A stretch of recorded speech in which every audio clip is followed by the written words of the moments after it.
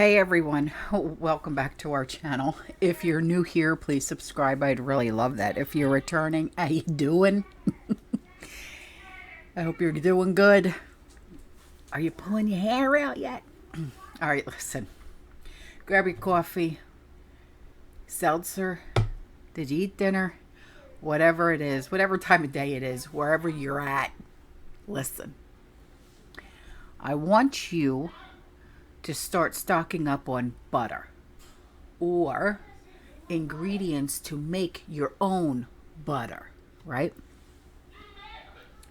And why do I say that? Because lower milk production and higher demand for seasonal products like eggnog. We all love eggnog. I'm not going to deny it.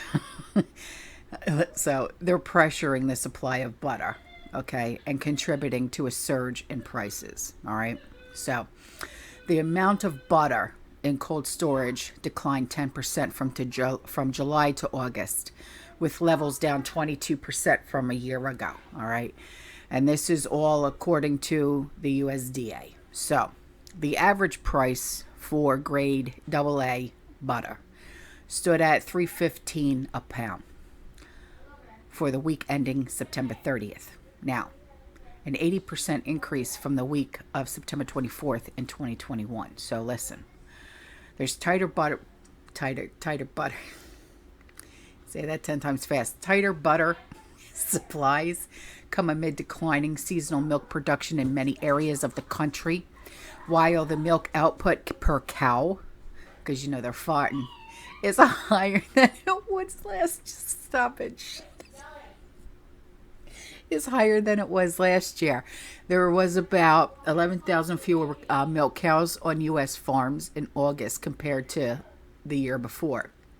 Now, producers are finding that after fulfilling their milk contracts, there's little left over to turn it into butter or other dairy products, okay? So balancing plants are able to fill their fluid contracts with minimal supplies remaining for manufacturing, okay? So some manufacturers in the Northeast are foregoing churning butter altogether. Instead, they're opting to sell the cream to meet higher demand for the eggnog, the cream cheese, and some other products.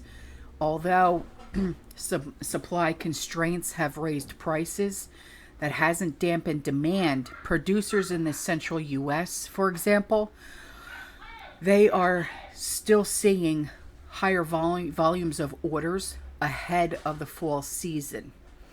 And plant managers say that production lines are busy trying to fulfill orders even at near record market butter prices. So higher prices, declining milk production is pushing large dairy companies to rethink their operations and pass more costs off to us, okay? So there is a Canadian-based dairy company called Saputo, S-A-P-U-T-O, and they raised their prices to offset the higher cost of milk and butter, and they will be readjusting its footprint over the next 4 years to reflect tightening milk supplies. So it's that it's clear that the milk pool has declined, and therefore, you know, they need to ensure that their network going forward absolutely reflects the reality that they are now in. So what we're going to do now, I feel, is I have a recipe to make butter from powdered milk. You can also start buying powdered butter, okay? I'll leave all of these links in the description box below. I would start buying all the ingredients that you need in order to make your own butter. I would start stocking up on butter. I would start stocking up on dairy products. But what I would do is, you know how you can take milk, for example, and you can store milk in your freezer for 4 months, right? I would start doing that also with, and this is just me, okay? I would start doing that with, do you use heavy cream, like heavy whipping cream? How about half and half? You know, whatever, do you use liquid creamer instead of powdered creamer, that type of thing. I would start stocking up on these things and either putting them in your freezer, or I would just buy the powdered type and stocking up on that. Okay, so what I'm going to do now is I'm going to give you the recipe for the homemade butter out of powdered milk. Okay, so please write this recipe down and the instructions. Okay, so you're going to need 3/4 cup of powdered milk, a 1/3 cup of water, and a 1/4 cup of oil, whether it's coconut, avocado, or olive oil, okay? And a pinch of salt, because that would be for the salted butter, okay? Now, omit the salt, obviously, if you don't want the salted butter, all right? Now, here are the directions, okay? Add the powdered butter to your food processor or a mason jar, okay? Then add the water, then the oil, and then the salt. Okay, please do it in that order. All right. Now, blend or shake. Okay, if you're, blend it obviously if you're going to use a food processor, but if you're going to put it in a mason jar, you got to shake. Okay, for a few minutes and then check to see if it's starting to thicken.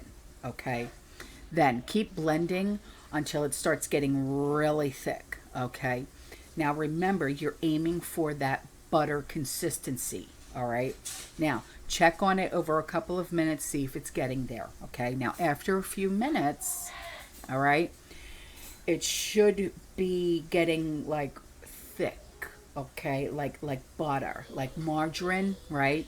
And it might not be as thick as you're used to, like with the tubs of butter, okay, may not be that thick, but that's also what makes it spreadable, if you will. Okay, so now it looks, it smells, and it tastes like butter. Okay, now this recipe will make about 3/4 cup of butter. Okay, it stores well in the fridge for about a week. Okay, and you can use it in place of butter for your toast, your veggies, whatever. Okay, so this is just something to help with this current situation of the butter. All right, but I do use this recipe quite often, especially during the holidays, because it is a nice spreadable butter. Okay, especially for dinner rolls and stuff like that during the holidays. All right, guys, I'm out of here. I love you. I'll see you in the next one. You stay safe, you stay positive, you keep prepping, and as always, fearless. Ciao.